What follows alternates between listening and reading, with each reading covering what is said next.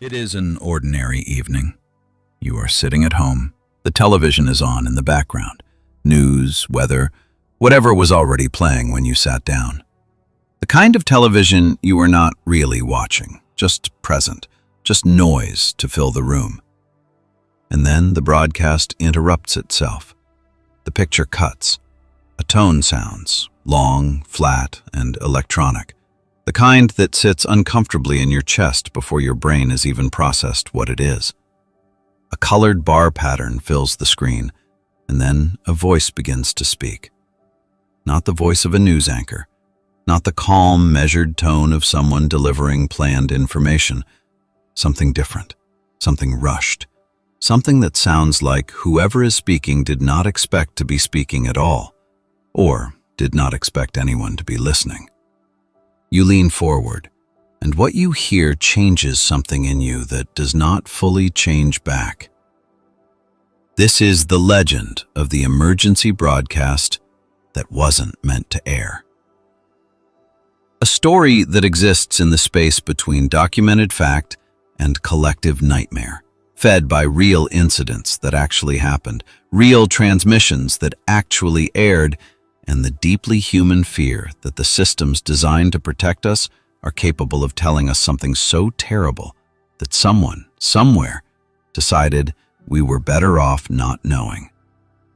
To understand why this legend works the way it does, you first have to understand what the emergency broadcast system actually is and what it means to the people who grew up with it.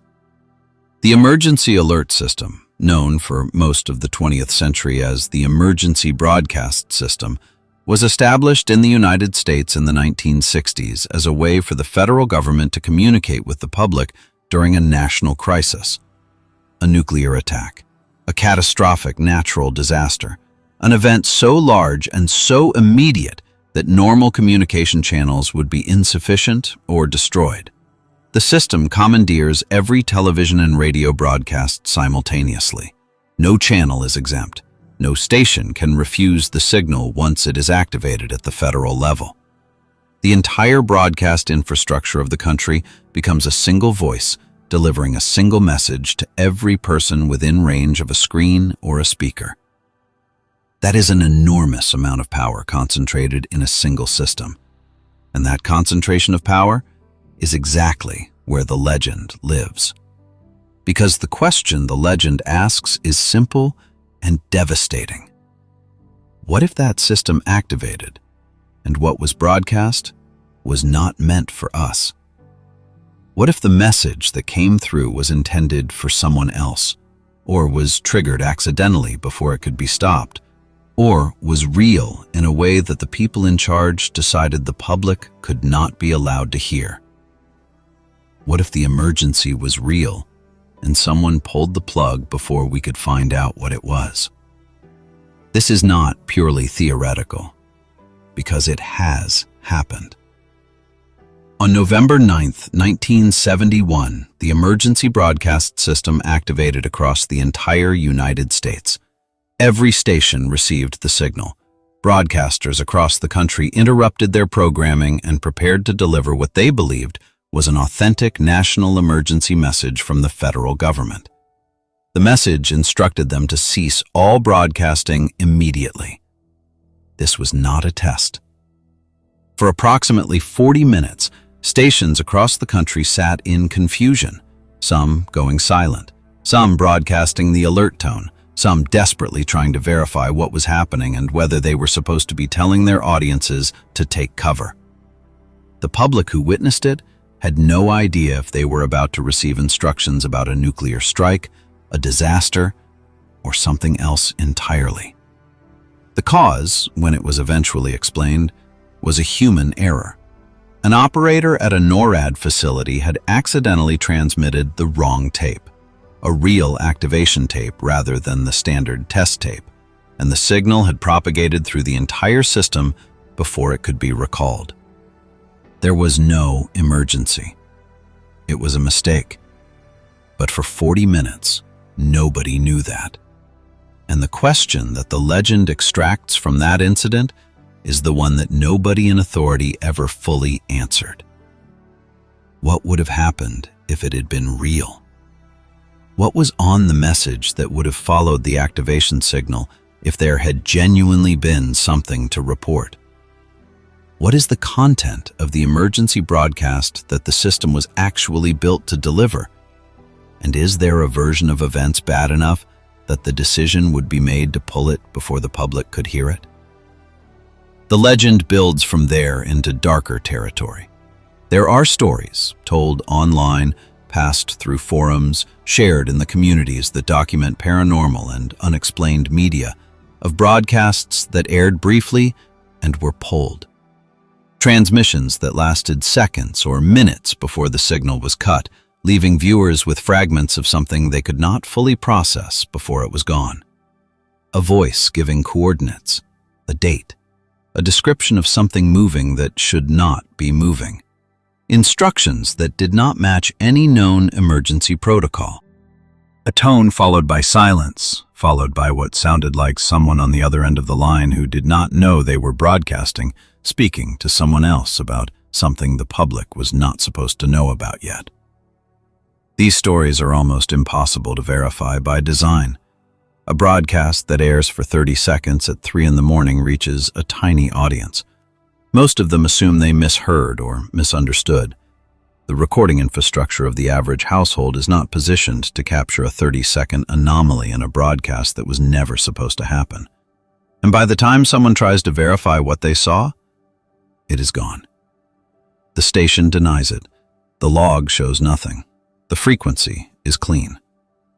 The most famous real incident that feeds this legend is the max headroom signal intrusion of November 22, 1987 in Chicago. During a broadcast of the evening news on WGN, the signal was hijacked by an unknown person wearing a max headroom mask and standing in front of a piece of corrugated metal. The intrusion lasted about 30 seconds before the engineers cut it. Later that night, during a broadcast of Doctor Who on WTTW, the same person hijacked the signal again, this time for longer, delivering a bizarre, incoherent monologue before the transmission ended. The person was never identified. The equipment used to overpower 2 major television broadcast signals in a major American city was never found. The motive was never established, and the FCC investigation, despite being one of the most serious signal intrusion cases in American broadcast history, produced no arrests and no answers. That incident is documented. It is real. It is on tape. And it proved something that the legend of the unauthorized broadcast had always implied, that the signals coming into your home through your television are not as controlled, not as verified, and not as secure as the institutions managing them would like you to believe. Someone with the right equipment and the right knowledge can put whatever they want on your screen and walk away without anyone ever knowing who they were. The legend takes that proof and extends it into the darkest possible direction. If a person in a max headroom mask could hijack 2 television signals in a major city in 1987, what else has been broadcast that we do not know about? What signals have been intercepted? What messages have been transmitted? What emergency broadcasts have aired in the dead hours of the night to an audience of almost nobody and been quietly erased from the record before morning? What did the people who saw it think they were seeing? What did they do with what they heard? The terror of this legend is institutional. It is not a monster under the bed or a ghost in a photograph.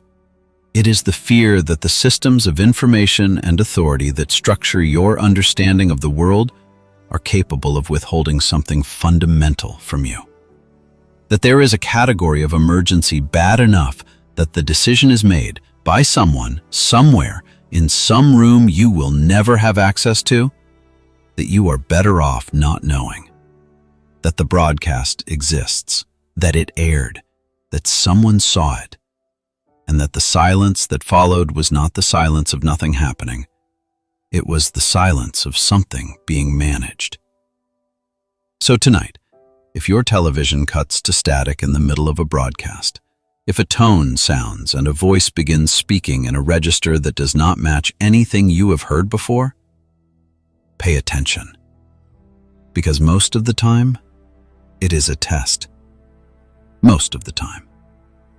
But if it tells you this is not a test, believe it.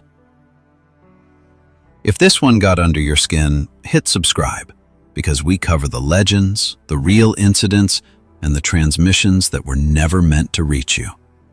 Drop a comment and tell us which story you want us to go into next. Until then, keep the television on, just in case something needs to reach you.